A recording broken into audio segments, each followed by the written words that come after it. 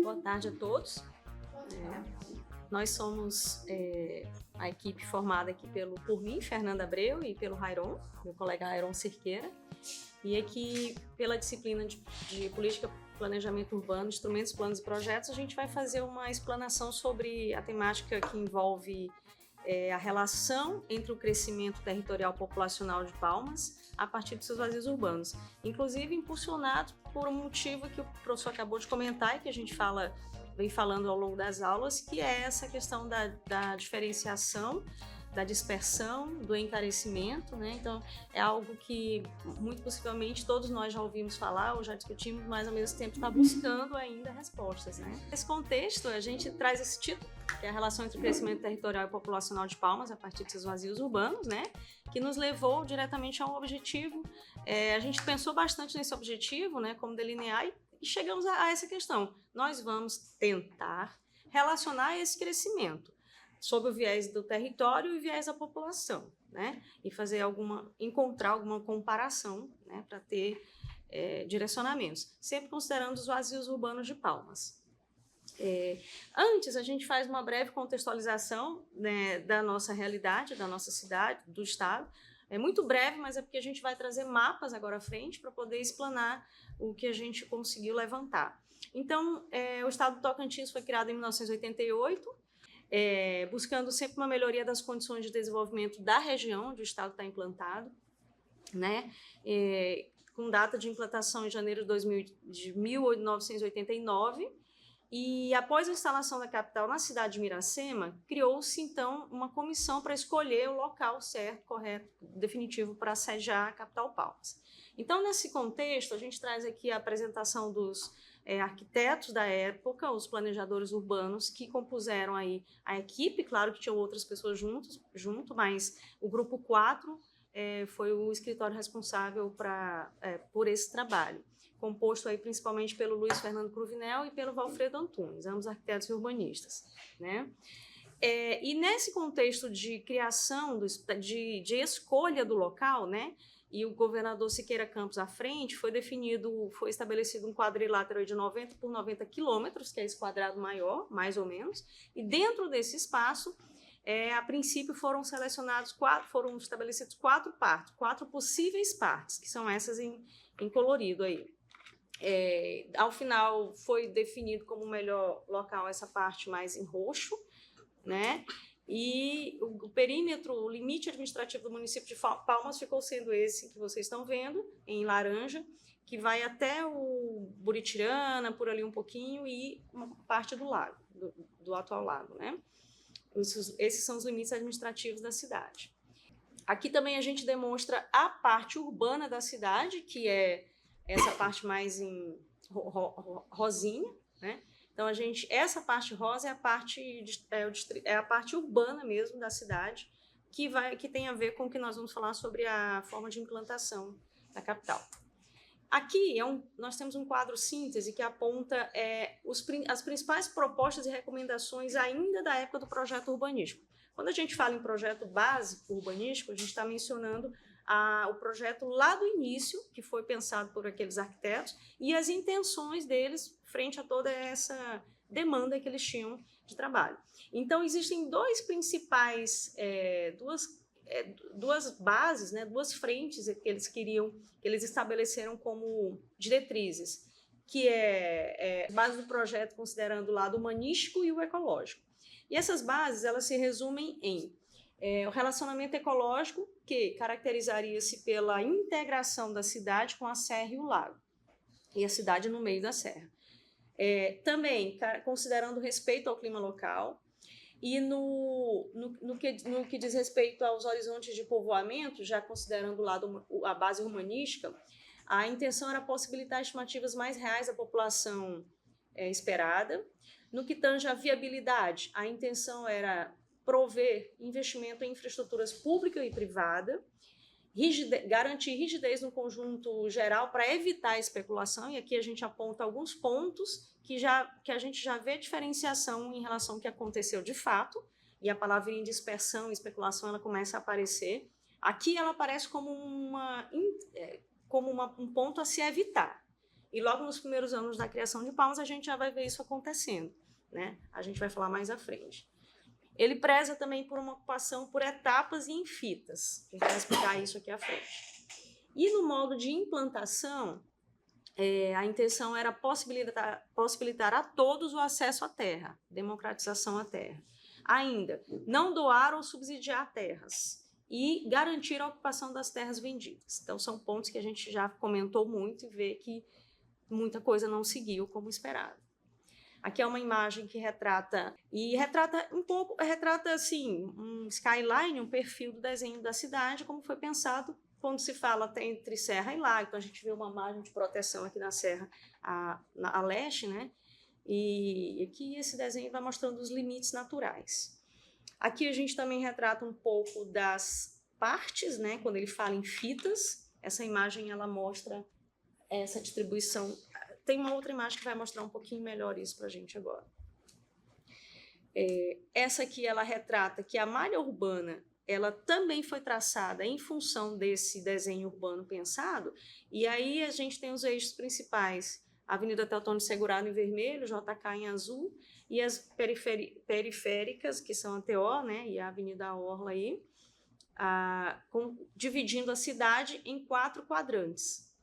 E nesses 4 quadrantes estariam inseridos os diferentes usos, né, que seriam que aconteceriam futuramente.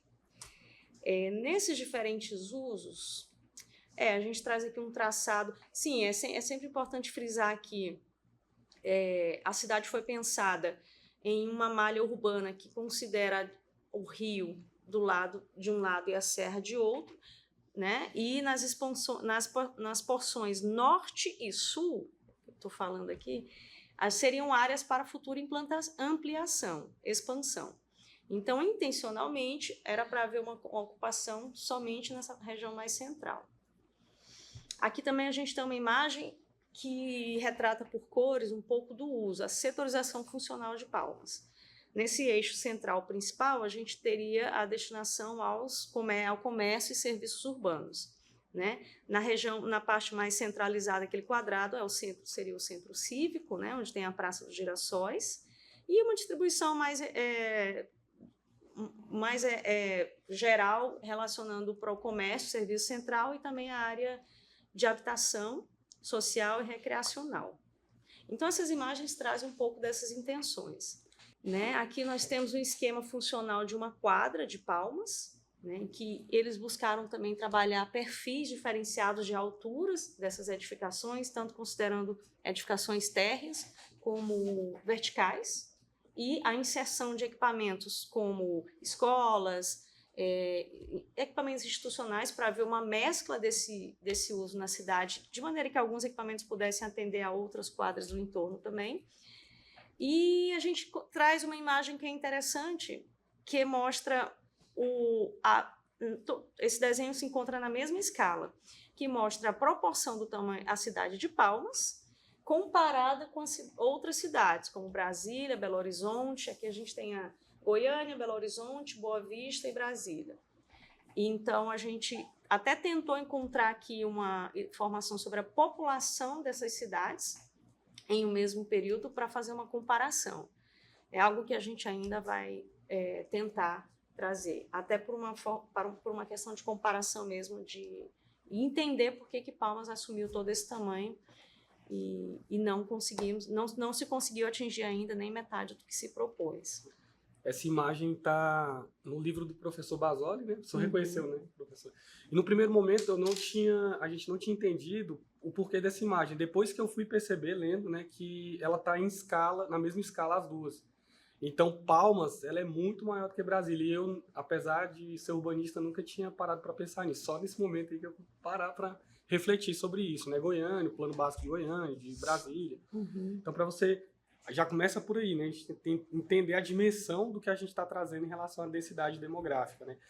Esse desenho aqui, eu não tenho certeza, mas apesar de estar presente no plano diretor, se eu não me engano, ele é do grupo 4, ele é um croquis do grupo 4, não me lembro, e a gente já consegue perceber, mesmo a nível de croquis, que ele tem uma densidade baixa, né, pelo desenho. Isso é uma característica da cidade em si, dessa parte desse plano. E essa estrutura funcional de superquadra não é uma estrutura nova, né? É uma estrutura que já foi muito utilizada. Palmas ela é dividida em várias quadras, a gente conhece bem, é uma malha, é fundamentada principalmente pelos eixos da JK e Teotônio, que são os principais eixos viários, igual a Fernanda falou. E essa unidade de superquadra, ela tem várias características relacionadas ao modernismo. E, inclusive, uma questão de descontextualização com o tecido urbano. Então, acaba sendo a principal característica vamos dizer assim, da percepção espacial que a gente tem em Palmas, né? Que são as grandes avenidas, as quadras separadas entre si, né? Não é o nosso foco hoje, mas só para mostrar para vocês, né? Até porque a quadra, geralmente, ela apresenta 2 entradas, no máximo 4, algumas raras exceções têm 4 entradas, e isso acaba fechando a quadra para o tecido urbano. Então, muitas vezes a gente vê ruas cheias de muros escuros, então eu tenho aquela super quadra, né, que a gente chama voltado para si mesmo. E essa é a principal característica do tecido dividido dessa maneira, distribuído dessa maneira. E a gente vai apresentar para vocês agora um pouquinho do plano de ocupação de Palmas, de forma bem rápida, né, como que era para ser e o que de fato aconteceu. Né, o que aconteceu nesse processo para se justificar, e de quem são os culpados, né, para se justificar essa dispersão, essa segregação que a gente verifica hoje de maneira tão impactante. Então, o plano de ocupação de Palmas ele foi criado de uma maneira que ele era para ser distribuído em forma de fitas, de acordo com as cores que vocês estão vendo aí no mapa. A primeira etapa seria essa central, onde eu tenho o marco simbólico de Palmas, né, que é o encontro entre a JK e a Teotônio. E a partir dessa faixa, quando fosse ocupada ali 70% ou mais por cento, iria para a segunda faixa, que é aquela faixa da posição sul ali. Deixa eu mostrar aqui com o mouse. Isso. E depois a terceira, quarta etapa. E quando completassem as 4 etapas, Palmas, né, estima-se, né, foi estimado que Palmas atingiria 1,2 milhões de habitantes. E aí, então, seria colocado em prática a 5ª etapa, né, que a princípio ela não participou do parcelamento urbano, mas já foi deixado uma área de expansão que fica ali ao norte e ao sul de Palmas, né, ao norte do plano principal do plano básico. Futuras expansões, né? Importante frisar isso agora, né? Acho que todo mundo sabe, né? Todo mundo conhece Palmas, sabe que isso de fato não aconteceu. Pode passar também. Então, o que era o objetivo desse plano, segundo os autores? Primeiro, era tornar racional e econômica a implantação da infraestrutura. Por quê? Porque à medida que a cidade fosse evoluindo, fosse crescendo, ela ia expandindo também no sentido norte-sul. Então, a ideia era criar uma cidade dentro da realidade do tecido urbano de Palmas, uma cidade compacta. E à medida que ela fosse crescendo, que a cidade atingisse um certo nível de conformação, de ocupação, ela passaria para as outras etapas e ia crescendo de maneira democrática ao longo da cidade, até completar as 4 primeiras etapas. E a ideia também era ter uma viabilidade no processo de implantação da cidade e reduzir o controle, né, pelo menos uma tentativa de controlar a especulação de terras, porque se você está trabalhando com uma área ali numa área mais compacta, você consegue controlar melhor essa questão especulativa das terras. Deixa eu passar, Fernando. E a ideia, né, segundo o Melo Júnior, era que a cidade corresse dessa maneira. Em 1992, seria a primeira etapa, a estimativa, né, que seria de 30 mil habitantes, ocupação da primeira etapa. Depois, na segunda etapa, até 1995, 100 mil habitantes. E na terceira e quarta etapa, então, até 2010, que completaria 20 anos, né? Tinha até aquela mexão acho que era, se não me engano, era do Siqueira Campos, que era 20 anos em 2, né? Fazendo analogia ao Juscelino Kubitschek. Então, nesse período, então, atingiria-se 1,2 milhões de habitantes, ocupando todo o plano de Palmas, né? Entretanto, não foi isso que aconteceu.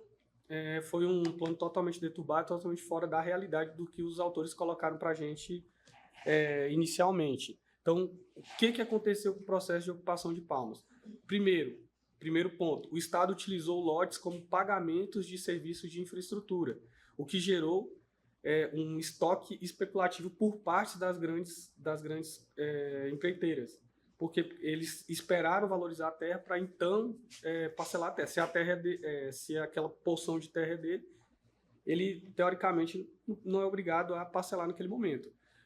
Outro fato que aconteceu e que contribuiu para isso foi para esse processo de ocupação diferente do plano original, foi o intenso fluxo migratório logo nos primeiros anos. E o crescimento econômico de Palmas ele não acompanhou. Então, o que a prefeitura logo no primeiro e no segundo ano fez?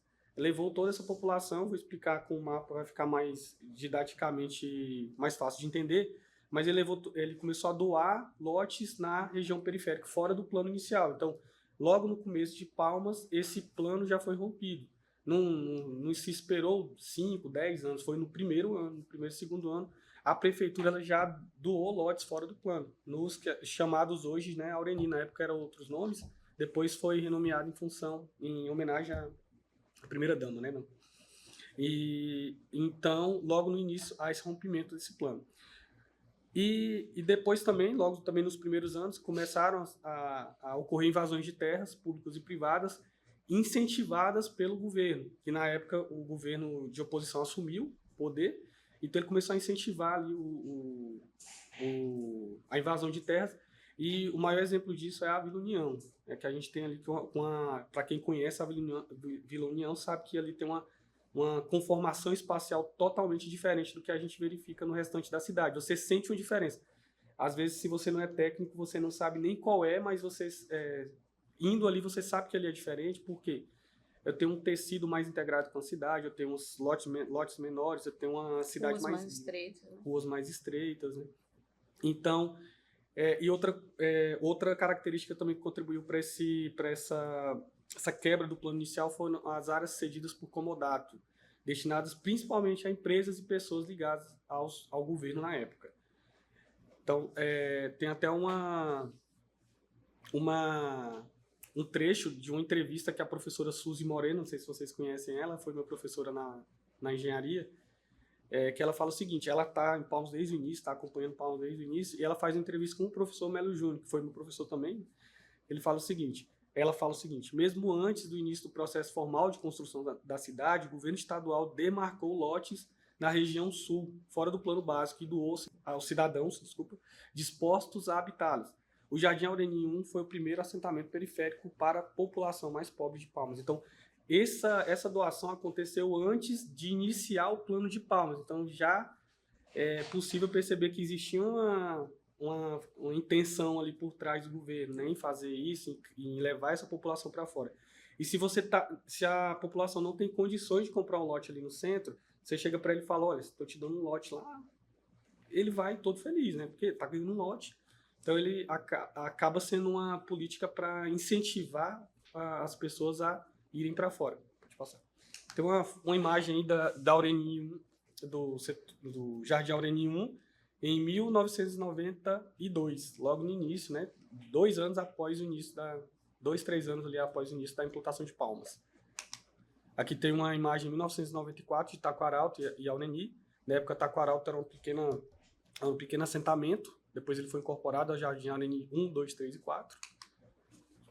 E essas aqui são as primeiras construções da Vila União, ali em 1995, também logo nos primeiros anos, que foram motivadas, pode passar, Fernando, principalmente pelas invasões, que foram incentivadas pelo governo da época.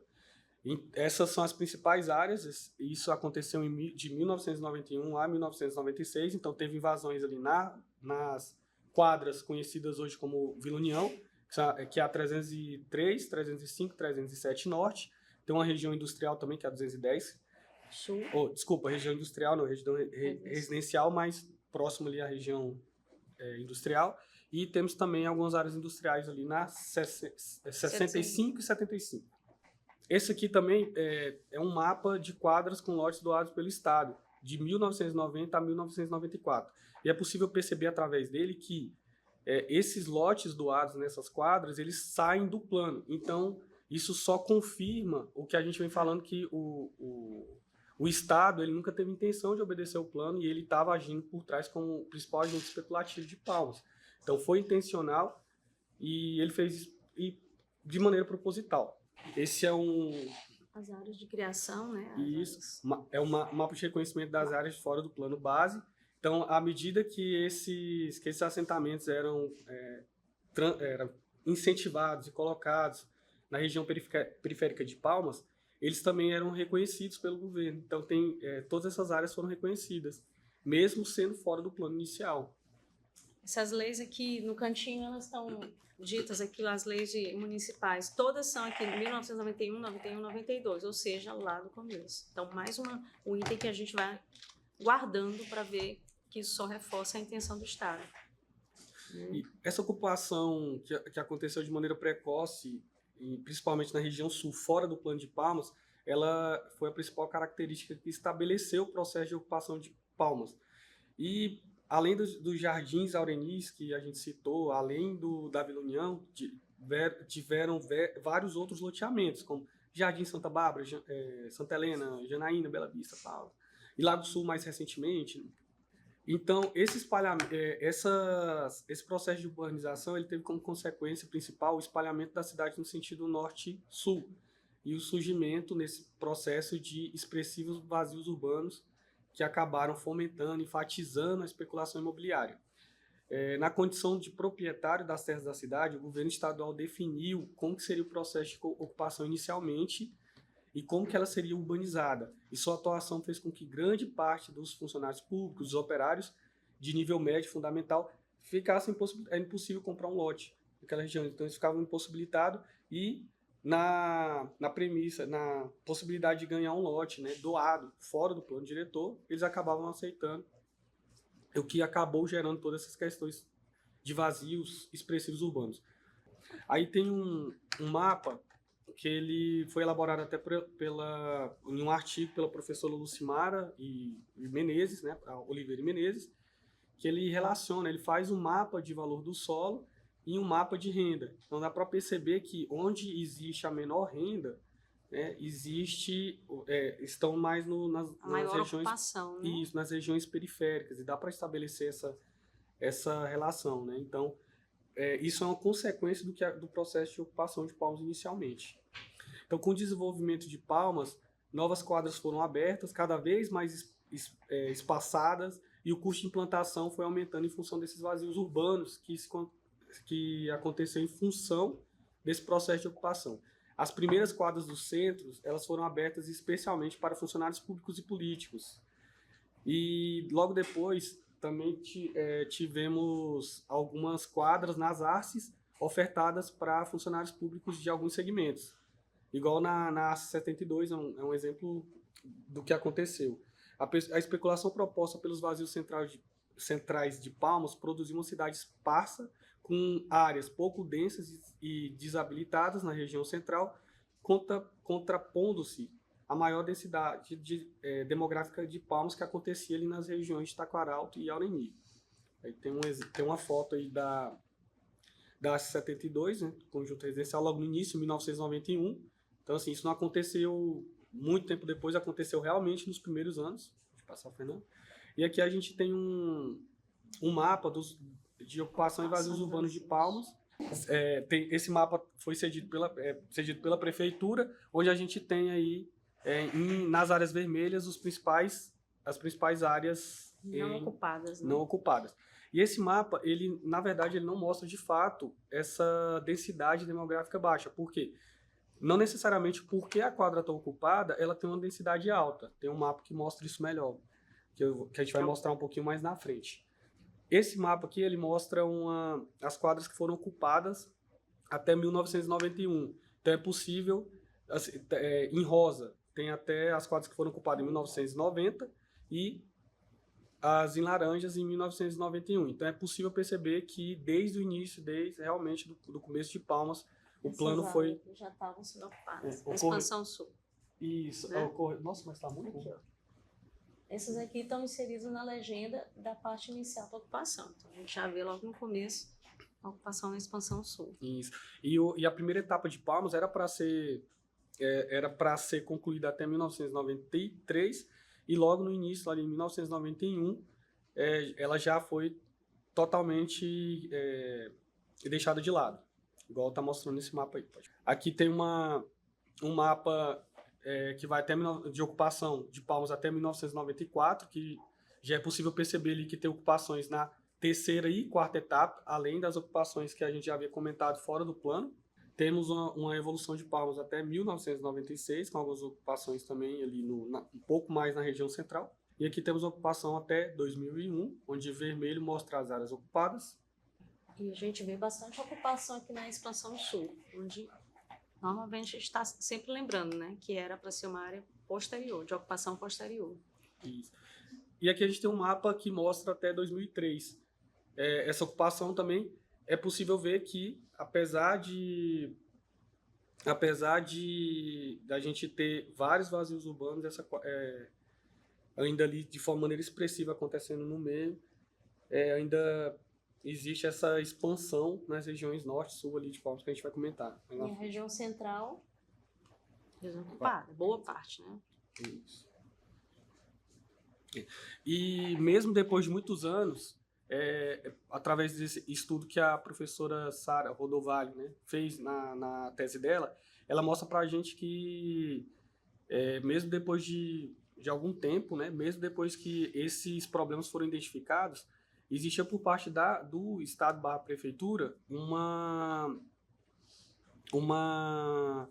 falta de iniciativa para melhorar a situação. Por exemplo, aqui traz um mapa de alguns programas habitacionais que ocorreram de 2005 a 2007, onde mostra que esses programas eram lançados em regiões periféricas. Então, nunca teve essa iniciativa de tentar agregar ali e criar a região central. Isso, a região central, criar um ambiente mais democrático, onde pessoas de classe mais baixa poderiam acessar regiões ditas como mais valorizadas dentro do plano de Palmas. Aqui também outro programa, né, habitacional, que diz respeito aos programas lançados no Minha Casa Minha Vida, de 2007. Deixa eu passar, Fernanda. Que é possível ver ali que, principalmente na região ali da Ureni, né, que foi lançado Morada do Vale, se eu não me engano, que fica ali na região indo para Taquaraçu. E tem uma frase que o professor traz, de um autor, né, o professor Basoli traz no livro dele, que é: a ganância do governo para faturar a venda dos lotes contribuiu de maneira bem acentuada para que o crescimento de Palmas se constituísse em um dos maiores equívocos de planejamento urbano no Brasil e, quiçá, no mundo.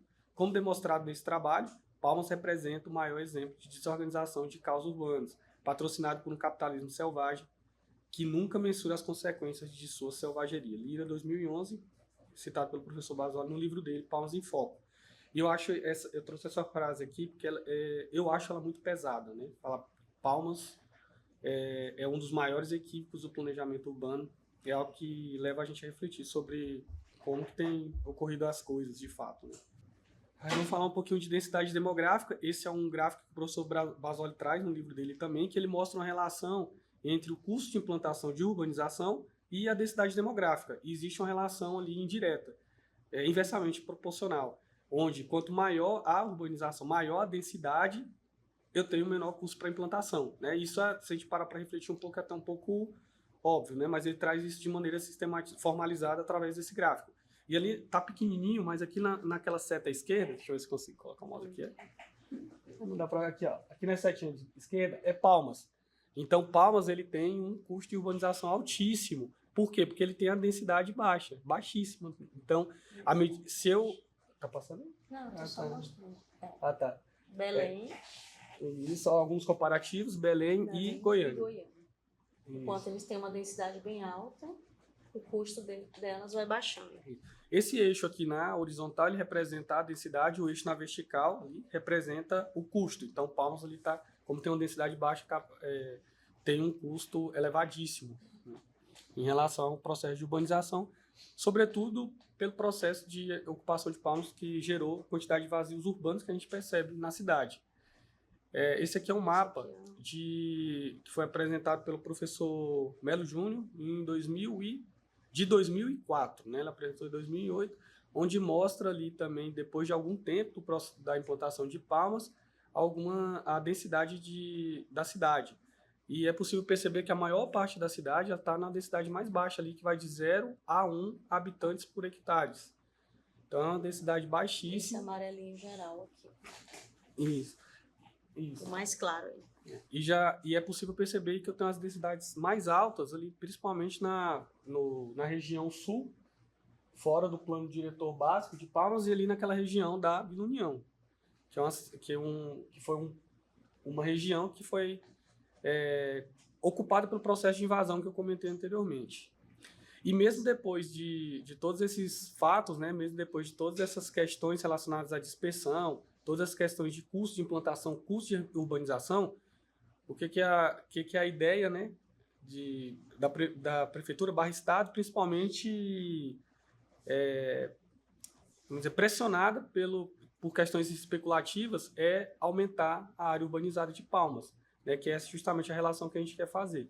Mesmo tendo essa quantidade de vazios, mesmo a densidade não atendendo a densidade que foi colocada inicialmente, mesmo a gente tendo uma densidade e um custo de urbanização altíssimo, existe a tendência, né, o que está acontecendo é uma pressão muito grande para aumentar, né, a área urbana de Palmas, do município de Palmas.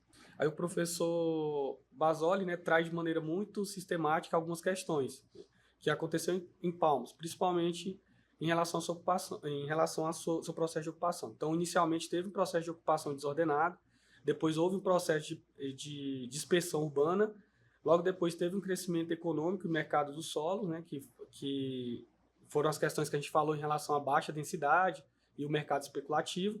Em 2007, através do plano diretor, foi verificado esse problema e redução no perímetro. E isso foi tomado como iniciativa a redução do perímetro urbano, mas por pressões e alterações, por pressões externas no mercado imobiliário, houve uma quebra dessa ideia de diminuir o perímetro e onde que ocorreram os aumentos ali, principalmente na região norte, daqueles condomínios, né? Caribe Golf Spa, agora a gente tem outro, né? Polinésia e todos aqueles loteamentos ali na região norte. E por isso por essa resistência do mercado imobiliário, acabou gerando uma expansão na região leste e norte. Também tivemos também aquele impasse ali na região do leste, ao leste ali, ao lado da TO, que também está correndo o risco de ser urbanizado. Pode passar, Fernanda. E aqui a professora Lucimara, em um artigo, a Oliveira e Menezes, ela traz uma relação sobre os empreendimentos verticais em Palmas.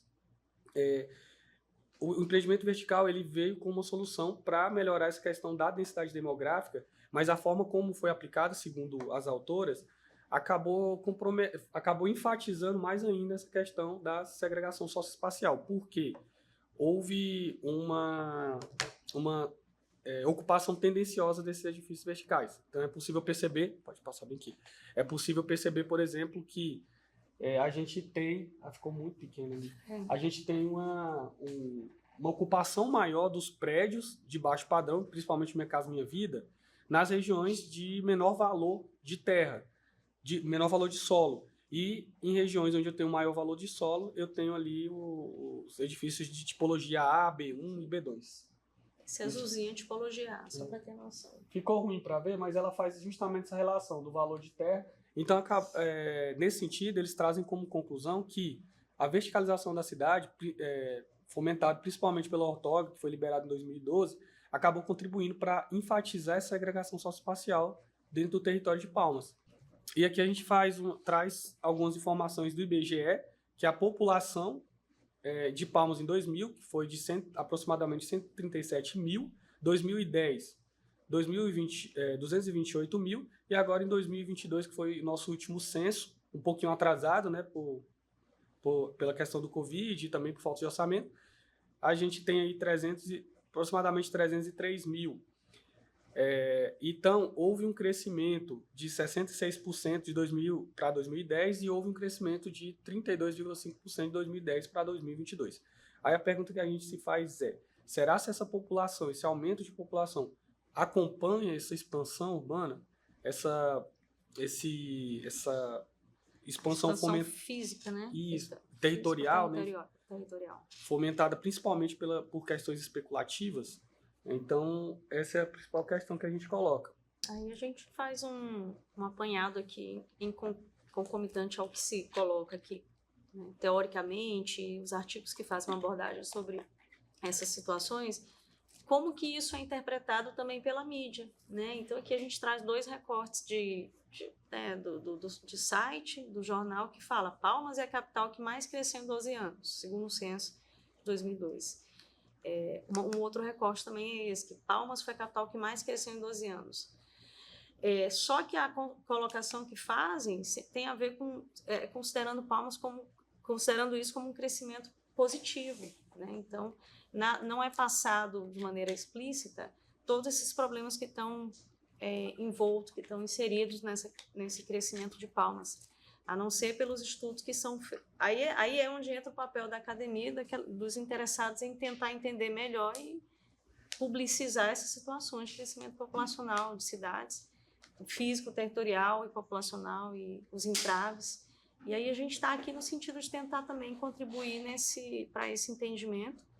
Primeiramente, um entendimento nosso, né, do tema, tentando relacionar com conceitos como, se a gente voltar ao direito à cidade, que é o conceito que a gente já estudou aqui, que prega, que roga a cidade para todos de maneira democrática e igualitária, ainda que de maneira meio mais filosófica que o Lefebvre traz, a gente tenta achar isso em Palmas e a gente não consegue. A gente encontra mais problemas e especulações e exatamente aquilo que vai contra o direito à cidade, numa cidade que tem apenas 35 anos. Então, esse recorte que a gente fez foi para tentar expor, esclarecer, né, explicitar essa problemática. Existem muitos trabalhos que apontam isso. Inclusive, tem o trabalho da professora Andréia, que é geógrafa, e ela aponta, ela levanta problemáticas lá do início do processo de Palmas, tratando da desapropriação das terras, ainda lá pensando naquele quadrante grande que a gente mostrou no começo, como se deu a desapropriação das terras, e que houve muita injustiça nesse meio tempo, né, nesse processo. E aí agora, com a tese dela de 2018, se eu não me engano, ela fez um pente fino disso e expôs, né, trouxe à luz muita injustiça que aconteceu lá no início do processo, reforçando mais uma vez as intenções capitalistas, as intenções daqueles governantes que à época quiseram promover, a partir do discurso do desenvolvimento, quiseram promover também um crescimento próprio, né, atender a interesses próprios políticos. Bom, esse videozinho aqui, ele é de alguns anos, né, que mostra o processo de ocupação de Palmas. A gente tentou uma imagem um pouco mais notória, mas pelo menos na visão mais macro, a gente percebe, inclusive, a abertura do lago, né, a criação do lago, o enchimento do lago. E esse vídeo, esse ano, essa cronologia vai até 2012, né? Mas existem ferramentas que nos trazem para mais próximo. A gente não conseguiu achar a tempo, mas é algo que a gente pode agregar ao trabalho, né, em termos mais de informação. Mas até 2012 ele mostra assim. A gente queria, na verdade, né, encontrar um pouco, ter um foco mais no crescimento territorial, né? Então, esse é um dos caminhos que a gente pode tentar como metodologia, né? E nossas conclusões? Algumas conclusões que a gente chega. Até então, é que o principal é que o Estado foi o principal e o mais importante agente especulativo dentro do processo de apropriação, rompendo o plano logo desde o início, desde o primeiro ano, e segundo vários autores que a gente trouxe aqui para vocês, foi intencional, teve um propósito por trás disso, né? Então, talvez ali nunca houve um desejo de seguir esse plano e criar a cidade que os autores idealizaram no início. É um processo de valorização do solo urbano, no qual a lei de mercado sobrepõe a norma legal, né? E consolidando as bases capitalistas na produção do espaço urbano. Mais uma vez a gente está enxergando isso, né? Essa consolidação. Então, com esse processo de ocupação de Palmas possui uma densidade populacional baixíssima e uma ocupação totalmente dispersa, igual a gente mostrou em algumas imagens para vocês. E uma distribuição socioespacial Dos edifícios, né? e isso, edifícios, edificações de alta renda mais no centro e edifícios de baixa e média renda Mais na periferia. nas periferias.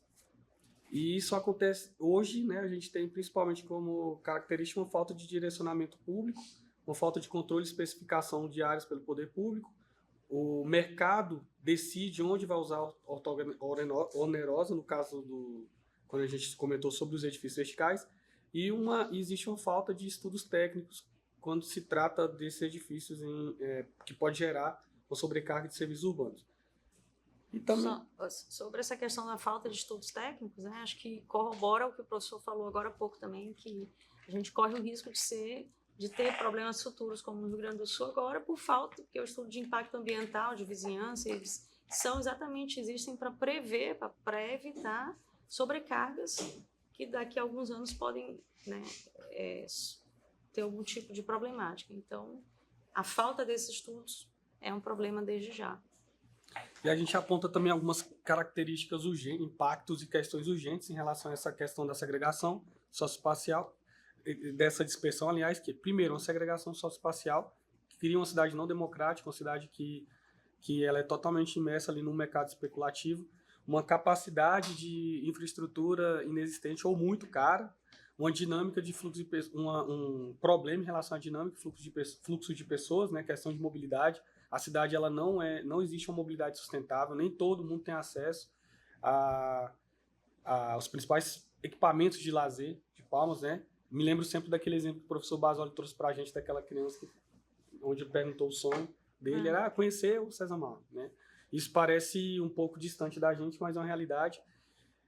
Temos também impactos severos na paisagem urbana e uma necessidade de discussão do poder público e das pessoas de maneira geral, de modo geral. Aqui nós temos algumas referências, né, principais.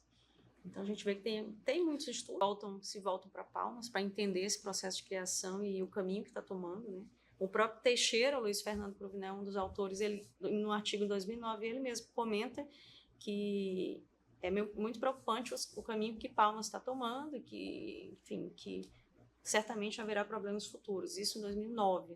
Então, hoje está vivendo os problemas, né? Está vivendo os problemas. E nós finalizamos aqui, e antes, só rapidamente, deixa eu só ver se abre um negócio aqui. Esse foi um vídeo que eu fiz, indo para o meu trabalho, e é um trecho, a gente não vai mostrar tudo, mas é mais ou menos 5 minutos de vídeo, andando numa velocidade média de 60 km por hora, e você só vai ver vazios urbanos. Tudo asfaltado, aí chega na Avenida Parque ali, um determinado trecho, que agora eles colocaram grama ali no canteiro central. E de uma região onde você não tem ocupação nenhuma praticamente. Ali só vazio. Até assim, com certeza tem alguma coisa por trás ali, né? Gerado pelo mercado especulativo. Então, tudo vazio. E ali também tem iluminação pública, tem infraestrutura básica, é asfaltado, mas mesmo assim não tem ocupação nenhuma. E por mais que seja algo comum, a gente gravar, né, esse vídeo, trazer aqui, eu já passei várias vezes por ali, mas a gente aqui é pra gente parar e refletir, caramba, realmente, eu passo por ali todo dia ou não, mas perceber que a gente está numa cidade que está vivendo tudo isso, e às vezes a gente não percebeu mesmo, então essa reflexão ela fica para cada um da gente nas nossas áreas, entendemos o que acontece e o que a gente pode fazer a favor. E eu não estou girando não, estou indo um caminho diferente aí. Sempre no reto, né? Sempre reto. Ok, gente? É isso. Então nós finalizamos aqui. Obrigada.